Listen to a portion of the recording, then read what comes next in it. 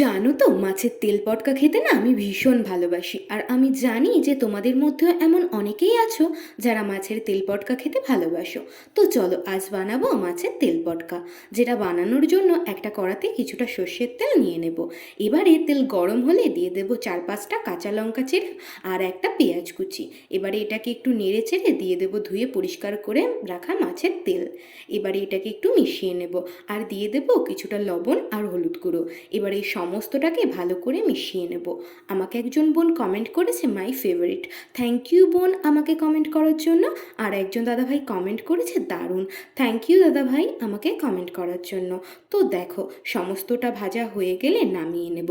তো রেডি হয়ে গেল আমাদের মাছের তেল পটকা ভাজা। আমার ভিডিওগুলো যদি তোমাদের ভালো লেগে থাকে তাহলে প্লিজ একটা লাইক কমেন্ট করে দিও। আর যারা যারা আমার চ্যানেলে নতুন আছো তারা প্লিজ আমার চ্যানেলটিকে সাবস্ক্রাইব করে আমার পাশে থেকো। তো আজকের মতো টাটা।